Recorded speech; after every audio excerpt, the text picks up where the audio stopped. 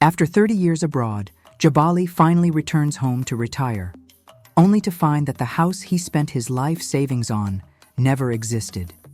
Betrayed and left with nothing, he must now decide: give up or rebuild from scratch. What happens next will shock you. For 30 years, Jabali lived and worked abroad. He had left his motherland as a young man, full of ambition, determined to earn enough to build a better future. Through hard work and discipline, he carved out a successful life. But no matter how much he accomplished, he never truly felt at home. The foreign land had given him opportunity, but it had also given him loneliness. He longed for the warm sun of his homeland, the sound of waves crashing against the shore, and the feeling of waking up to the familiar scent of the ocean breeze. One evening, sitting in his apartment, Jabali realized something. He was tired of working, tired of the cold, tired of dreaming about a future that seemed to drift further away. He had saved enough. It was time to go back home. His dream was simple: a peaceful retirement by the beach in a house of his own. Through an old childhood friend, he was introduced to a builder named Mensa. "He's reliable," his friend assured him. "He has built houses for many people like you, people who have been away for years and are finally coming home." When Jabali saw the land Mensa had chosen, his heart swelled with excitement. The location was perfect, right by the sea, with a breathtaking view of the horizon. He could already picture himself sitting on his porch, watching the waves roll in. Jabali and Mensa agreed on the design.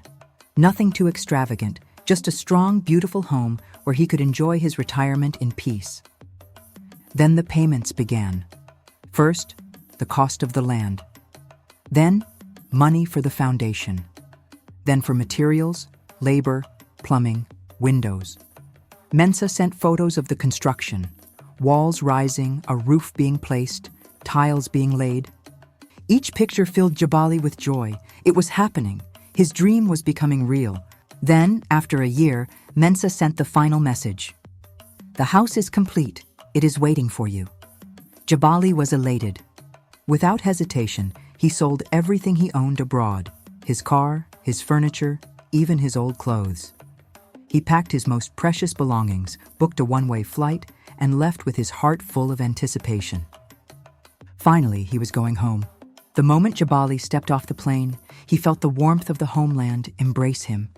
The familiar scent of the sea, the distant sound of children playing, the murmur of the marketplace.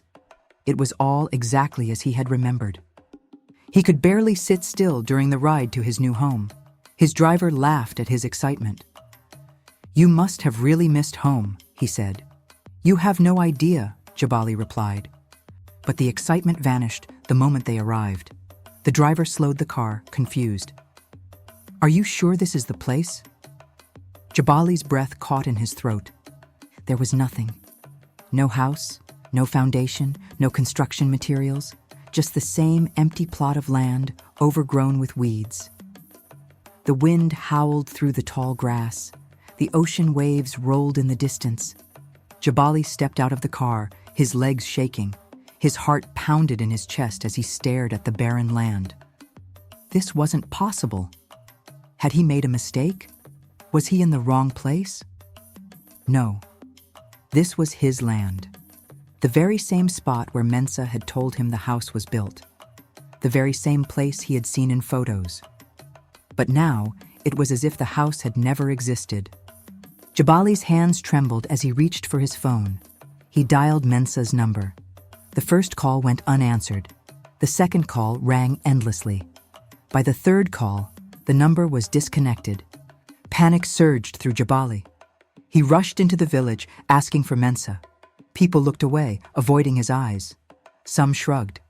Others muttered, "Forget about it, Jabali." Finally, he found an old man sitting outside a shop. He didn't look away. "Mensa?" The old man shook his head. "He's gone." Jabali's voice cracked. "Gone where?" The old man sighed, tapping the ground with his cane. "No one knows. He left months ago." Jabali felt dizzy. This couldn't be happening. He had worked his entire life for this. He had trusted Mensa. He had seen pictures, sent payments, received reassurances. How could everything be gone? For days, Jabali searched for answers. He visited old contacts, questioned former workers, even tried to trace the bank transfers.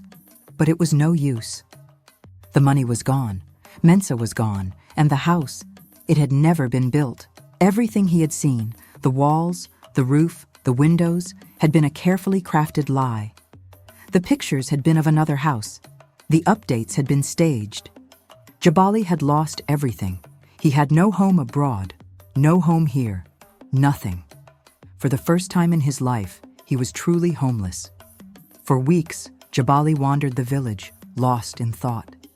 He spent hours sitting on the beach, staring at the horizon. He had two choices.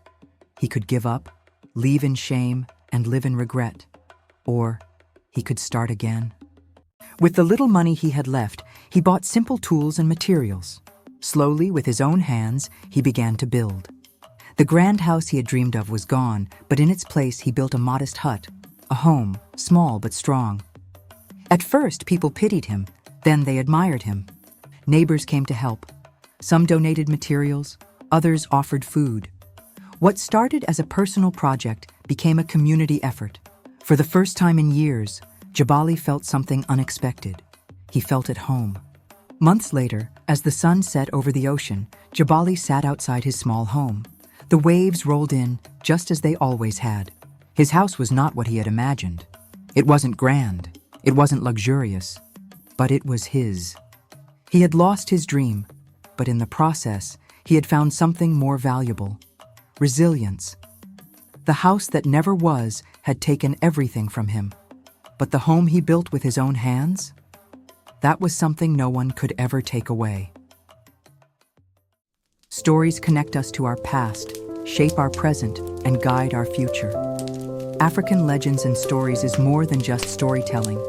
It is a bridge between yesterday and tomorrow, between tradition and modernity. Subscribe now and be part of this journey. Like, comment, and share to keep these legends alive. This is African Legends and Stories, where the past speaks and the future listens.